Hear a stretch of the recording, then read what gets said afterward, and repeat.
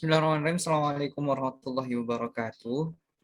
Baik teman-teman semuanya, kami dari kelompok 1 akan mempresentasikan hasil tugas yang telah kami selesaikan, yakni adalah formulasi dan evaluasi sediaan tetes mata. Next. Jadi ini anggota kelompoknya teman-teman ya. Ada Bagian, ada Gita, ada Nisa, ada Puput, ada Fadel, ada Nurul, ada Ika, ada Azizah, ada Andini, dan ada Al-Hafiz. Nah, yang pertama adalah formula tetes mata atropin sulfat. Baik, untuk formulasinya yaitu zat aktifnya yaitu atropin sulfat dengan kadar 1%.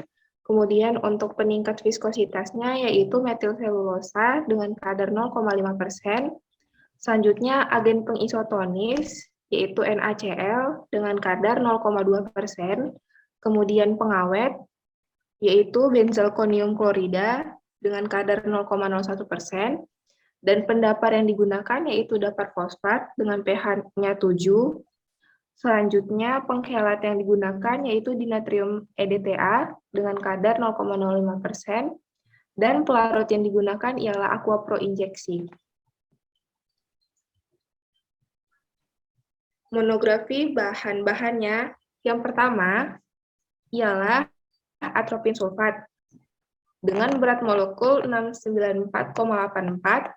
Pemberiannya ialah hablur tidak berwarna atau serbuk hablur putih mengembang di udara, kering, perlahan-lahan terpengaruh oleh cahaya. Kelarutannya sangat mudah larut dalam air, mudah larut dalam etanol, terlebih dalam etanol mendidih. Mudah larut dalam gliserin. pH-nya yaitu 3,5-6, kegunaannya sebagai zat aktif, penyimpanannya dalam wadah yang tertutup rapat. Yang kedua, metil selulosa dengan rumus kimia yaitu C20H38O11, berat molekulnya 454,5, dengan pemberian yaitu berbentuk bubuk berserat atau butiran yang berwarna putih atau krem yang tidak berbau dan tidak memiliki rasa. Kelarutannya adalah praktis tidak larut dalam aseton, metanol, kloroform, etanol 95%, eter, larutan garam yang tersaturasi, toluen, dan air panas. Larut dalam asam asetat glasial dan campuran etanol dan kloroform dengan jumlah yang sama. Memiliki pH yaitu 5,5 sampai 8 dan kegunaannya adalah meningkatkan viskositas. Untuk penyimpanannya adalah disimpan dalam wadah kedap udara di tempat yang sejuk dan kering. Yang ketiga, natrium klorida dengan rumus kimia yaitu NaCl, berat molekulnya 58,44, dengan pemberian yaitu hablur bentuk kubus, tidak berwarna atau serbuk hablur putih, dan rasa asin. Untuk larutannya adalah mudah larut dalam air, larut dalam gliserin, dan sukar larut di dalam etanol. Untuk pH-nya adalah 6,7 sampai 7,3, kegunaannya adalah pengisotonis dan penyimpanannya adalah dalam wadah tertutup baik. Selanjutnya ada benzalkonium klorida, berat molekul 61,8, pemberian serbuk amorf berwarna putih atau putih kekuning-kuningan, bisa sebagai gel yang tebal atau seperti gelatin, bersifat higroskopis dan berbau aromatis dan rasa sangat pahit. Kelarutan sangat mudah larut dalam air dan etanol 95%, bentuk anhidrat mudah larut dalam benzen dan agak sukar larut dalam eter. Memiliki pH 6, kegunaan sebagai pengawet, penyimpanan, tempat terlindung dari cahaya, hindari kontak dengan logam. Lalu ada dinatrium DTA, berat molekul 336,2, pemberian kristal putih, bubuk tidak berbau dengan rasa yang sedikit asam, kelarutan praktis tidak larut dalam kloroform dan eter, agak larut dalam etanol 95%, larut 1 bagian dalam 11 bagian air. Stabilitas dinatrium EDTA bersifat higroskopis dan tidak stabil bila terkena kelembaban. Memiliki pH 4,3 sampai 4,7, kegunaan pengkelat, penyimpanan harus disimpan dalam wadah tertutup baik di tempat yang sejuk ataupun di tempat yang kering.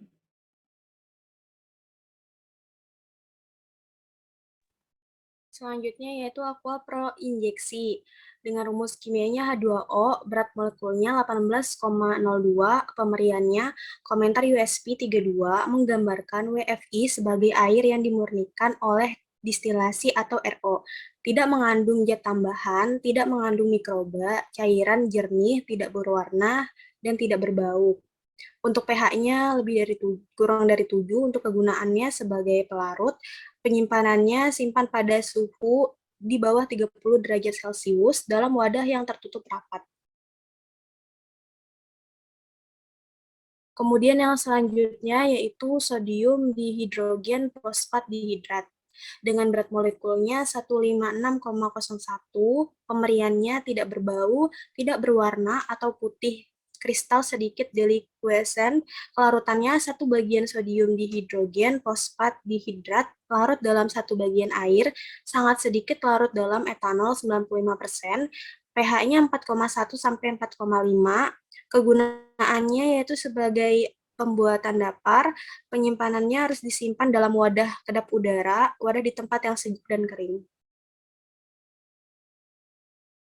Selanjutnya yaitu disodium fosfat deodesahidrat dengan berat molekulnya 358,08 dengan pemeriannya kristal putih atau hampir putih, tidak berbau. Kelarutannya sangat larut dalam air, terlebih lagi dalam air panas atau mendidih. Kemudian praktis tidak larut dalam etanol 95%. Untuk pH-nya 9,1.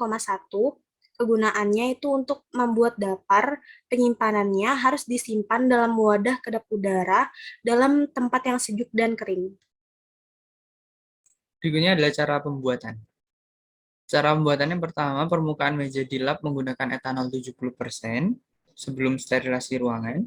Sterilasi ruangan dengan oksidasi menggunakan etanol 70% diikuti dengan penyiaran lampu UV selama 12 jam. Kemudian sterilisasi dilakukan di mana alat-alat yang akan disterilkan di dalam autoclave untuk alat presisi dan oven untuk alat non-presisi. Catatan, sebelum dimasukkan ke dalam autoclave atau oven, terlebih dahulu alat-alat tersebut dibungkus dengan kertas perkamen. Selanjutnya dibuat aqua pro injeksi. Dengan cara pertama dimasukkan aqua ke dalam beaker glass dengan 200 ml yang telah distandarisasi, kemudian ditambahkan karbon aktif lalu diaduk, kemudian dipanaskan pada suhu 60-70 derajat Celcius selama 15 menit, disaring menggunakan kertas saring 2 lapis, dan disterilisasi ke dalam autoclave. Setelah aqua pro injeksi selesai dibuat, ditimbang masing-masing bahan menggunakan peracaan analitik dengan tepat, menggunakan kaca arloji yang sebelumnya disterilkan, lalu siapkan aqua pro injeksi. Selanjutnya, kembangkan material selulosa sebanyak dengan aqua pro injeksi secukupnya. Aduk dengan batang pengaduk, kemudian campurkan bahan lain yang telah dilarutkan. Atropin sulfat dilarutkan dalam aqua pro injeksi, masukkan ke dalam gelas kimia, kemudian atropin sulfat dilarutkan diaduk dengan batang pengaduk. Kemudian NaCl dilarutkan dengan aqua pro injeksi dalam gelas kimia, aduk dengan batang pengaduk. Benzalkonium klorida dilarutkan dalam aqua pro injeksi dalam gelas kimia, aduk dengan batang pengaduk. Dinatrium EDTA dilarutkan dalam aqua pro injeksi dalam gelas kimia, aduk dengan batang pengaduk. Dapar fosfat dilarutkan dalam aqua pro injeksi dalam gelas kimia, aduk dengan batang pengaduk. Setelah zat aktif dan semua bahan tambahan terlarut, campurkan bahan-bahan yang telah dilarutkan tersebut ke dalam gelas kimia. Dicek pH sediaan dengan kertas pH, selanjutnya tambahkan aqua pro injeksi hingga 100 ml.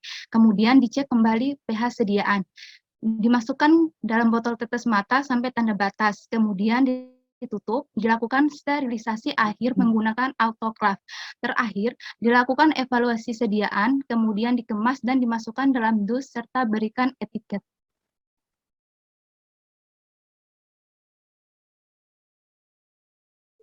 Selanjutnya, evaluasi sediaan tetes mata atropin sulfat. Jenis evaluasinya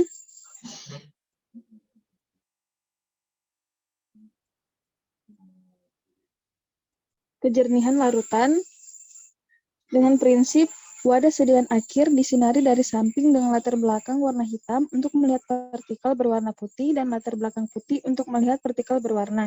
Yang kedua, penetapan pH dengan prinsip digunakan alat potensiometrik atau pH meter. Yang ketiga, uji partikular. Prinsipnya diperlukan sistem elektronik penghitung partikel pengotor cairan yang dilengkapi dengan alat untuk memasukkan contoh yang sesuai. Yang keempat, ada volume perpindahan.